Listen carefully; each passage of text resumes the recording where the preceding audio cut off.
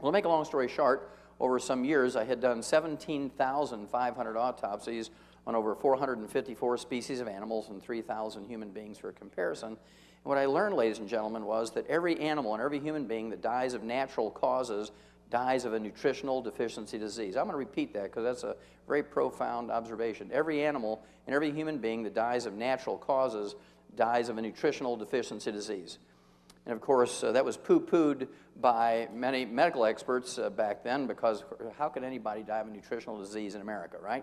There's no evidence to support the claim that we can prevent and cure diseases with vitamins and minerals. Raise your hand if you ever heard some version of that. No evidence to support the claim you can prevent and cure diseases with vitamins and minerals. Doctors say that, experts say that, professors say it, bureaucrats say that, everybody says that. Well, how many of you have ever heard of scurvy? Raise your hand. Sure, you know you can prevent and cure scurvy with vitamin C? How many of you have heard of rickets? Raise your hand. You know you can prevent and cure rickets with vitamin D? How many of you have heard of goiter? You know you can prevent and cure goiter with iodine and copper and selenium? How many of you have heard of anemia? Raise your hand. Golly gee, you know you can prevent and cure anemia with iron and copper and folic acid and vitamin B12?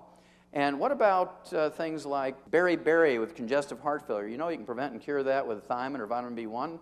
And what about pellagra with all the emotional stuff and schizophrenia and diarrhea and all the skin diseases that go along with pellagra? You can prevent and cure that with vitamin B3 or niacin. And all the essential nutrients are called essential nutrients because if you don't have enough, you get diseases. If you get the disease, you take the nutrient, it goes away. So any doctor, any expert, any bureaucrat, any professor, anybody who says there's no evidence to support the claim you can prevent and cure diseases with vitamins and minerals is a fool. And you don't want to have a fool for a doctor.